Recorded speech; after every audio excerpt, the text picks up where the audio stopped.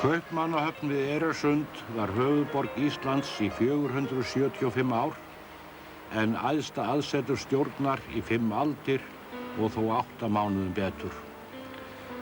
Landar okkar sóttu hingað allar þær aldir, stúdentar, menn með mál fyrir dómstóla, embættismenn, iðnaðarmenn, stúlkur í vistir og íslenskir fangar. Þótt fólk þetta hafi ekki skilið eftir sig margar sýnilegar minjar, eru söguslóðir þessum borgina þeim mun meiri og það eru þær sem við ætlum nú að freistast til að rekja í þessum hafnarþáttum. Við hefjum ferð okkar við líkan af Kaupmannahöfn miðalda, hér við Borgarminjasafnið við Vesturbrúargötu, þar sem meðal annars má sjá elsta húsið sem enn stendur í þessum forna bæ.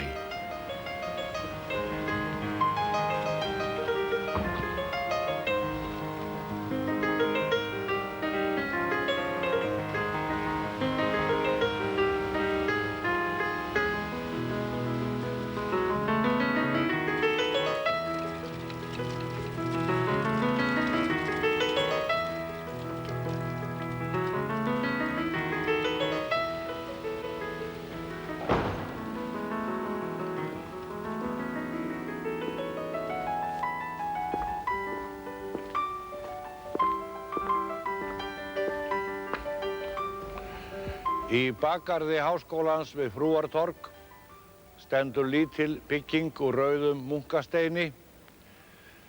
Þessi bygging ekki aðeins sú eina sem af lifði í brunanum mikla 1728 hér í hverfinu, heldur þetta elsta bygging í Kaupmannahöfn, byggð upp úr 1420. Upphaflega var hún hluti af biskupsgarði sem hér stóð, en eftir stofnun háskólans 1479 var þetta hús háskólaráðsins og enn kallað konsistóríið og hefur gegnt því hlutverki alla tíð síðan og fram á þennan dag. Þetta hús í gotneskum stíl, bæði af göflunum til og gotneskir gluggarnir, en hér undir eru djúpar hvelfingar sem að sumu leyti veislusalir og að sumu leyti gömul stúdentafangelsi þeirra stúdenta sem brutu af sér með ósæmilegri hegðun hérna út bæinn. Í djúpri hvelfingunni undir konsistórió gamall kjallari, eldri en uppi því að hvelfingarnar standa á rómönskum súlum og þetta var hluti biskupsgarðsins í kaþólskri tíð, en síðan eftir að háskólinn tók þetta, þá var þetta kvelda rými fyrsta vínstofa og fyrsta mötuneyti háskólans.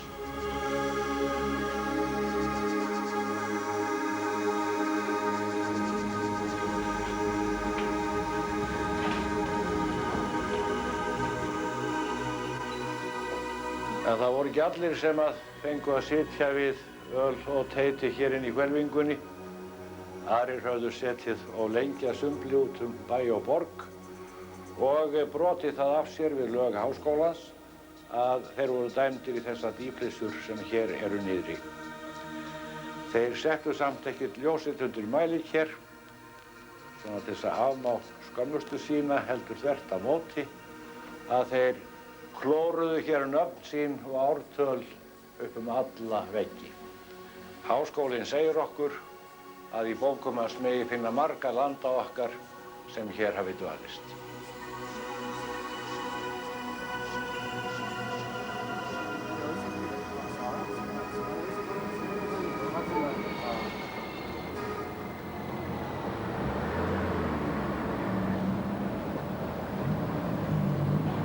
Frúarkirkjan sem stendur hér með lágmynd Thorvaldsens yfir 6 dórískum súlum hefur frá örófi alda verið miðdepill Kaupmannahafnar.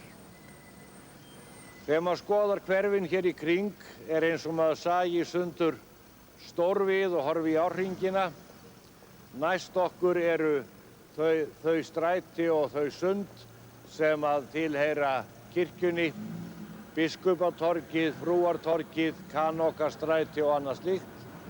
En síðan taka við göturnar í kring sem að helgaðar voru iðnaðarmönnum í hinum ýmsu greinum, Leðurstræti, Skinnaragata, Brúleikjarastræti og hver af annarri.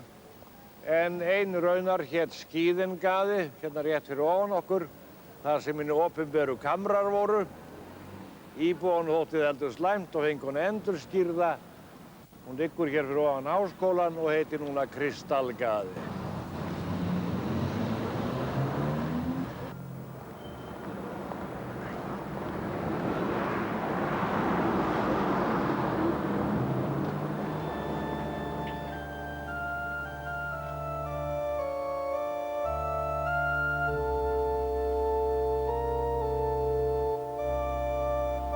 Aldirnar hefur vor Frúarkirkja verið höfuðkirkja Kaupmannahafnar, dómkirkja, og í þessari kirkju voru íslenskir biskupar vígðir, allar götur síðan vígsla Gissurar fór fram hér 1542, allra biskupa að tveimur undanskildum. Hér gengu golf íslenskir kennimenn eins og Jón Vídalín, Brynjólfur biskup, Guðbrandur Þorláksson og sumir Íslendingana eru grafnir hér undir kórgólfinu, bæði vígðir og grafnir eins og Halldór Brynjólfsson á Hólum.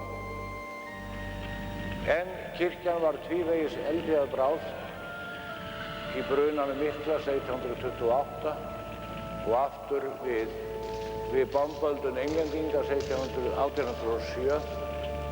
En þá endurbyggði Konstantín Hansen hana og hálflandi okkar Albert Thorvaldsen, sem þá suður í Rómaborg, hjó þær marmarastyttur sem standa meðfram veggjum og Kristmyndina stóru yfir altari. Þessi kirkja nú í nýklassískum stíl, byggð 1826 í þeim klassíska og kalda anda sem þá ríkti, þannig að hún svona hálfgert musteri kulnaðrar trúar eða þá skynsemistrúar, en felur orðið ákaflega lítið í sér af andlegri eða tilfinningalegri spekt.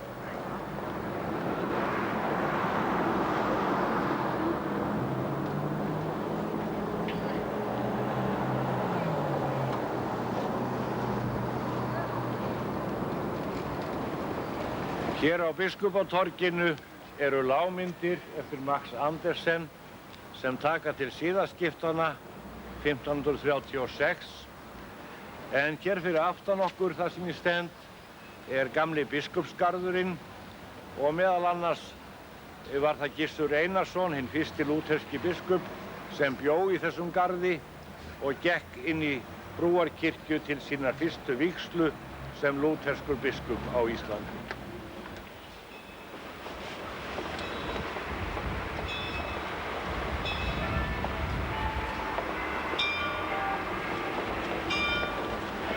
Þegar Kaupmannahafnarháskóli var stofnaður 1479, þá innrituðust þar 79 stúdentar, Norðmenn og Hollendingar og auðvitað Danir, en 2 Íslendingar.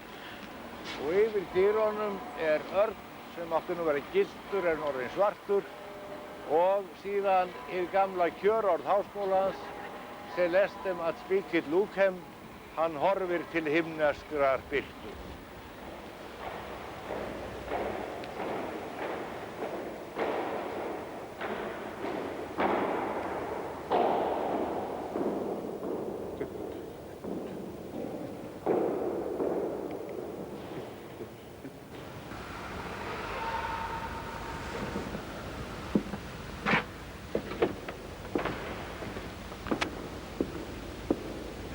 Enda þótt bygging Kaupmannahafnarháskóla við Frúartorg sé orðið vart nema framhliðin ein, þá heldur gamli hátíðarsalur háskólans enn fullri virðingu sinni og hér eru flestar stórathafnir haldnar.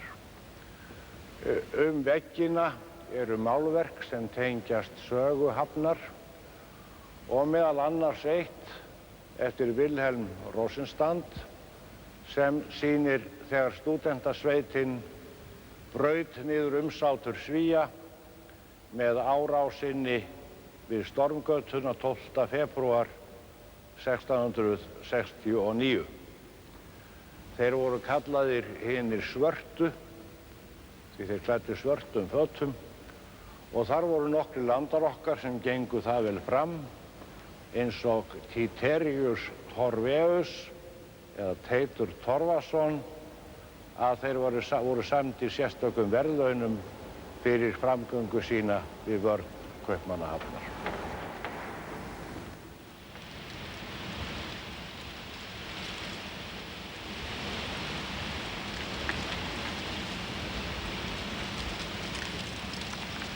Við bakgarð háskólans er þó annar djúpur kjallari og heldur gleðilegar en hinn. Þar þreyttu íslenski stúdentar löngum kappræður sínar og blótuðu helgan Þorlák sem aldrei drakk vatn nema í hófi. Já, nú hún Snorrabúð sterkur. Það var ekki mulið undir stúdenta og síst íslenska félagslíf þeirra, en hér í þessum djúpa biskupakjallara, sem Danir kalla munkakjallarann, fenguður að halda umræðufundi sína ókeypis. Og hér var oft mörg snörp sennanháð pólitík og trúmál og rétt kvenna. Hér upp veggina eru krókar og kengir, stórgripirnir eða svínslæri voru tengdu og rétt fyrir ofan okkur í kommunitettinu var það mötuleyti sem að hlaut nafn sitt af því viðurværi sem hann var selt og kallað mjög verðskuldað kannibali.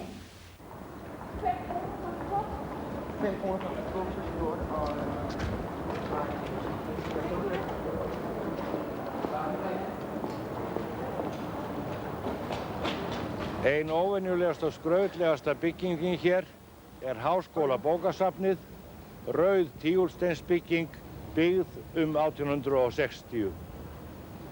Þar eru íslenskar bækur og þar var Árnasafn lengst af til húsa. Í þessum íburðarmikla nýgotneska sal eru geymdar bækur Háskólasafnsins og þar á meðal nær allar prentarbækur á íslensku. En þessi bygging kemur víðar við okkar sögu. Hér inn í endanum eyddi Jón Sigurðsson langri ævi frá 1861 og hér var sjálfstæðisbaráttan á afli. Og hér inn í enda salarins var Árnasafn til húsa frá 1861 til 1957 eða í hartnær heila öld. Þar innan við múrvegginn átti Jón Helgason sitt sæti, eins og hann segir í kvæðinu: innan við múrvegginn átti ég löngu mitt sæti, utan við kvikaði borgin með gnýsinn og læti. Þar sátu aðrir fræðimenn, Jakob Benediktsson, Björn Karel Þórólfsson og hver af öðrum, þannig að þetta merkilega hús er að mörgu leyti íslenskri sögu helgað.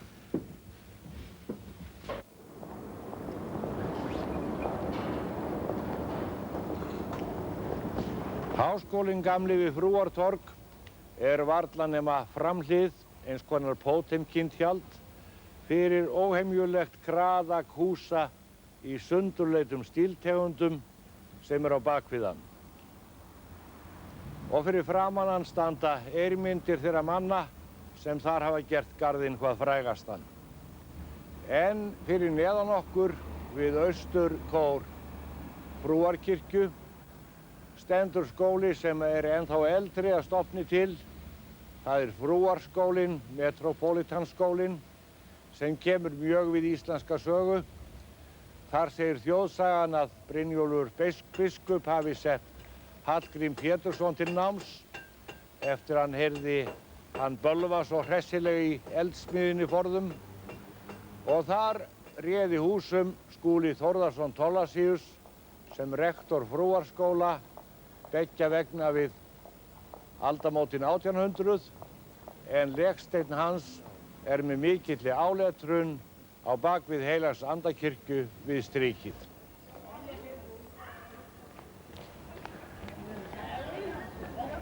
Út af Frúartorgi liggur stóra Kanókastræti, upphaflega kennt við kanókana sem þjónuðu kirkjunni og klaustrónum hérna.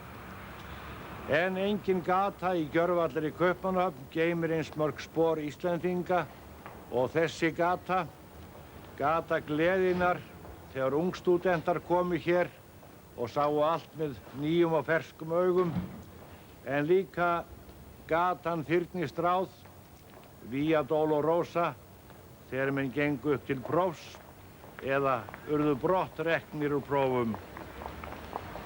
En við þessa götu, við hvert fótspor, eru íslenskar minjar og minningar tengdar.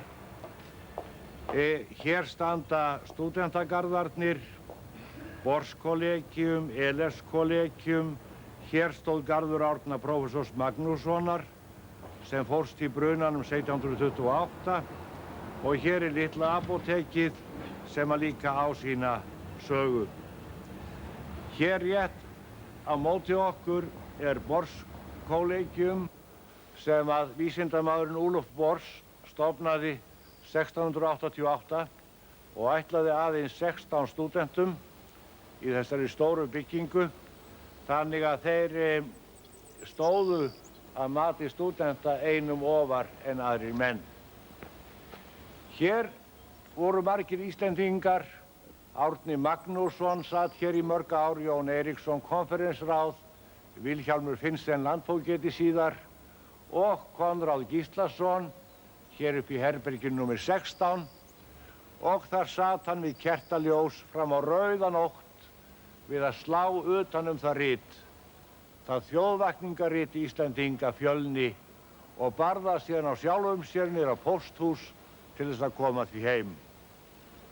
Lengst inn í garðinum, í laufþykni, stendur elsta myndastytta Kaupmannahafnar, blýmynd af Heraklesi sem varla sést orðið fyrir laufi.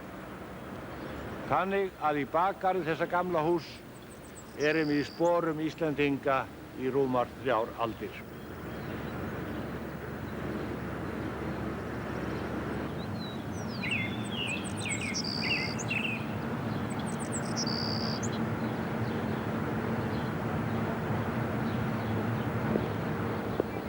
Í brunalýsingu Jóns Ólafssonar frá Grunnavík, þegar hann lýsir brunanum mikla 1728, þá birtir hann lítið kort þar sem hann sýnir með punkti hvar garður Árna Magnússonar hafi staðið, skáhallt gegn Borskollegium eða hér fyrir aftan þar sem ég nú stend. Árni var ákaflega tregur til að hreyfa sitt mikla bókasafn. Eldurinn geisaði hér frá Frúarkirkjunni yfir og það var ekki fyrir ungir stúdentar, Jón Alexandersson, Finnur Jónsson og Jón sjálfur tók á Árna ráðinn og björguðu því sem bjargað varð, íslenskum fornbókmenntum, þó að Árni segði sjálfur að þar brunnu þær bækur sem aldrei munu aftur fást slíkar síðan. Garður Árna Magnússonar nú horfinn með brunanum, en gegnt húsi hans stendur gamall garður sem minnir á húsaskipunina þar. Þetta voru gaflhús sem stóðu fram í götuna, ákaflega djúp inn í garðana, og hér beint á móti eða skáhallt móti garður Geddes aðmiráls sem í rauninni til vitnis slík húsakynni prófessorana hér við stóru Kanókagötu eða stóra Kanókastræti.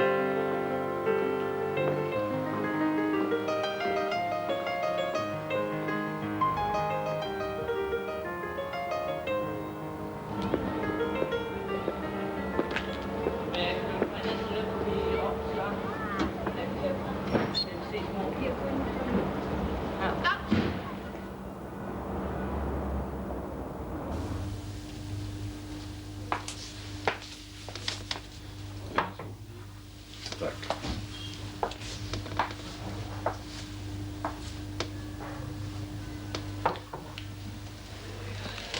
Í kjallara handan við Borgarkollegium litla apótekið. Eins og flest öldurhús gömul í Evrópu, þá var þetta upphaflega apótek, en 1720 fékk apótekarinn leyfi til þess að skenkja hér vín og öl og síðan hafa menn setið hér við öldur og ekki síst landar okkar á Gamla garði, á Bors og Elers Kollegium. Vel má vera að Árni Magnússon, sem bjó hér í næsta húsi, og Jón Grunnvíkingur hafi komið hér því að þetta var stofnað heilum 8 árum áður en bruninn mikli varð.